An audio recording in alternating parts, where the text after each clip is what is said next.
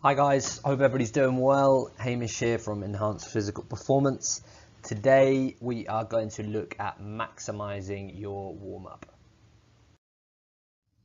So if we look at what the warm-up is supposed to do, okay, obviously the first and most important point is ready you for competition. Okay, prepare you for the game that you're about to play. You need to be physiologically, neurologically, biologically ready to go and perform. Okay, improvements in strength, power and speed. Okay, so can we manipulate our central nervous system to give us the outputs that we want on the field of play? Obviously improved oxygen delivery to the working muscles through an increased blood flow. Over time also we can use certain methodologies and protocols in the warm-up to increase our resiliency to injury. Another key component of the warm-up that a lot of people speak about but might not understand is mentally preparing for the task at hand. Okay, so cognitively, psychologically, you need to be prepared and ready to start the game at your full capacity from minute one. Okay guys, so when we look at warm-up formats, okay, obviously we need a structure and a system to the way we're putting our warm-ups together to make sure we're not just cobbling together YouTube clips and suggestions from friends. Okay, this needs to be targeted improvement and readying before training in games. Okay, so the most common way to structure your warm-up in the last few years has been a system called RAMP. Okay, so that is raise, activate, mobilize and potentiate. Okay, now what this goes off to the right hand side to is a football, because I would suggest on your training and game days, especially in the deep dark depths of winter in the UK and other nations, you're going to need that raise at the start of your warm-up to get the blood flow going and just generally feel a little bit better before you start doing anything else. Okay, underneath that we have two other formats called MAP and AMP, which have a dumbbell next to them, which I would suggest these are probably more applicable for your gym-based warm-ups. Okay, so MAP is mobilize, activate, potentiate, and AMP is activate, mobilize, potentiate. So they both do the same things, it's just in different orders, okay? Because when you're in the gym, you don't necessarily need that pulse raiser, you don't need to raise that core temperature. You can do that through the other methodologies using MAP and AMP, okay? It's movement preparation for the gym. You don't need to go jogging or cycling for the gym because that's not necessarily part of your gym protocol. It's more the movement preparation. Whereas on the field, obviously, it's going to be a running based series of training or match play. So raising that core temperature through different jogs, shuffles, and different methodologies is obviously going to help you guys, okay? But this is the methodology I would suggest you keep in your head, and we are now going to delve into that in a bit more detail. So the first part of the RAMP protocol is raise, and it's pretty much the most straightforward part of the whole warm-up. Okay, so all you're doing is trying to raise certain physiological functions within the body. Okay, so you're looking at raising temperature, heart rate, your respiration rate, blood flow, and your joint fluid viscosity. Okay, so obviously on the right hand side we've got a couple of examples. So the guys from the England football team a couple of years ago, it's obviously just a little jog around the field. That's probably the most common variation, just to again raise those core physiological functions and start to improve your performance through the warm-up. Okay, above that you've got Paul O'Connell on the watt bike. Now you'll see this a lot more common in rugby than football, but a lot of these bikes will be by the side of the pitch for guys when they're in the sin bin, or for certain substitutes before they go on the field as a protocol for their warm-up. Okay, but the most important thing is just using a methodology to raise those core physiological markers. Okay, so then we move on to the A in RAMP, which is for activate. Okay, so what we're doing here is activating specific muscle groups. Okay, so now we will try and keep these like big compound movements on game days, okay, because then you're going to get a lot more bang for your buck, and it's giving you a much more effective sort of minimum effective dose, readying your players for the game.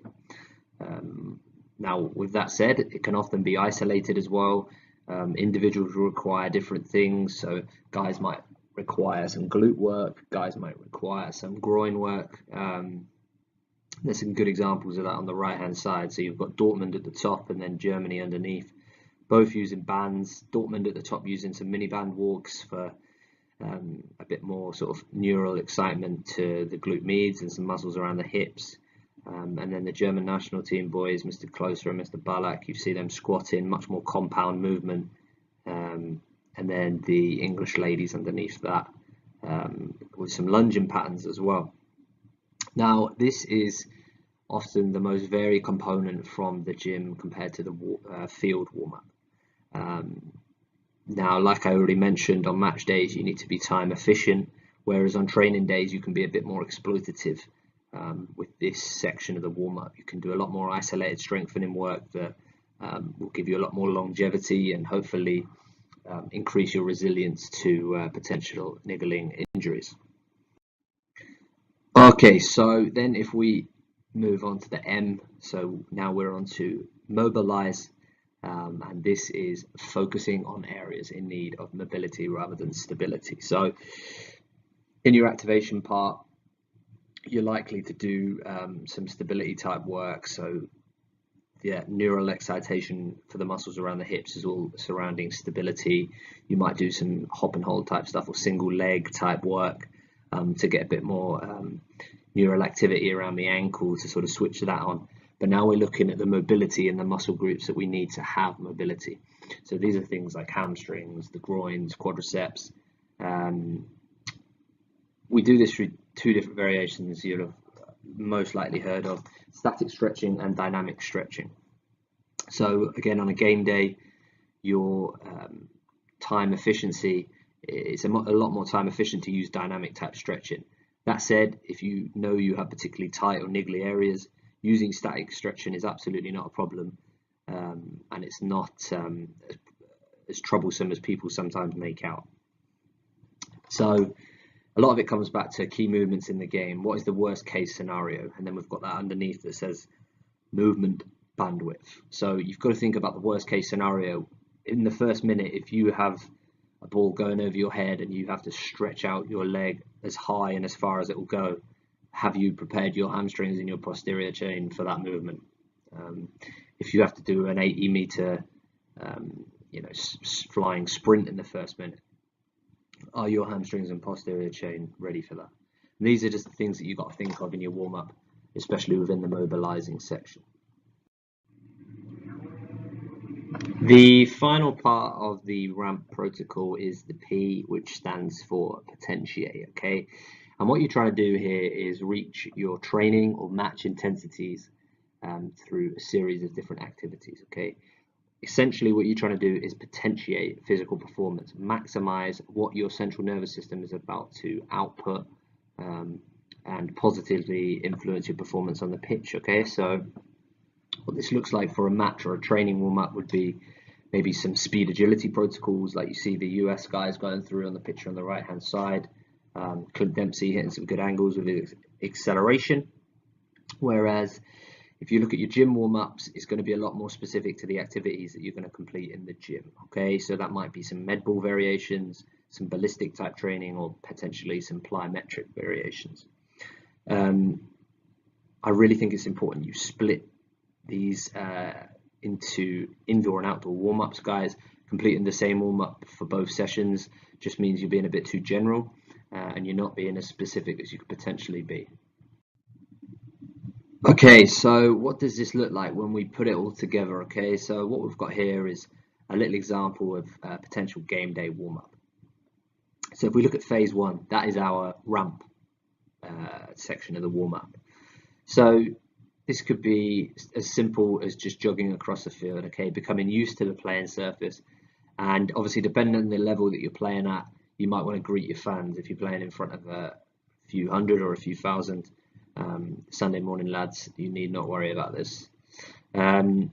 Of course, use the ball as long as it's easy work. You don't want to be pinging balls from sideline to sideline, or trying to sort of receive and then distribute as quick as you can or anything like that. It wants to be nice and easy, just rolling it around. So phase 2, obviously this is the activate part of your warm-up. So this is going to be things like squats, lunges, hinging at the hip, hop and holds on the single leg, and anything individually related to you. That's your past injury profile, any muscles that you know are particularly troublesome for yourself. So phase 3, that's mobility. So like I said, we're going to be using dynamic and static stretching for the various muscle groups that are involved within a game. And again, that's pretty specific to you, but there are obviously certain key areas that you need to mobilize before you're about to reach any sort of game intensities. And then phase 4 is obviously the potentiation part. So like mentioned, that's going to be jumping, skipping and sprinting variations, okay? Trying to excite your nervous system and really fulfill your potential in the sort of explosive components of the game. Then underneath that, I've obviously got now to the football. Obviously, you can utilize a ball within these sections, but I often find it just detracts from the work that you're trying to do. If you get in and get a good quality 6, 7, 8, 9 minutes of work within these 4 phases, you should be fine to then crack on with a bit more intense work with the ball. It's always going from general to specific, guys. If you keep hopping from general to specific in your warm-up, I don't think it flows as well as when you just get the physical work you need to get done first and then concentrate on the important stuff, which is obviously the work you're doing with the ball. Okay, so to conclude, a lot of what I've spoke about here is based on a paper by Ian Jeffries some years ago now, and it's called Warm-Up Revisited, the RAMP method of optimizing performance preparation. Now, if you're a bit of a geek like myself, I would recommend you go and read it. If you put it into Google, you'll find it. And like I say, that's a lot of what today's presentation has come from. Now, talking about today's presentation, make sure you take away and develop your own routine, whether that be for yourself, whether that be for your team. Make sure you're using the information that you've taken from this. It's important that you split warm-ups from matches to training and don't just use the same thing, in my opinion. So matches, your aim should be minimum effective dose. You do what you need to do and then get out, okay? You don't want to cause any undue fatigue because that's only going to harm you in a 90-minute game. Whereas the flip side of that, training, exploit your opportunities, okay? 15-minute warm-ups twice a week equals 2 hours a month, which equals 18 hours of physical development each season purely in the warm-up. So exploit that time and increase your athleticism. Okay guys, so any questions you've got on today's presentation, please fire them over. Let us know what you think and we'll be happy to answer any questions you may have.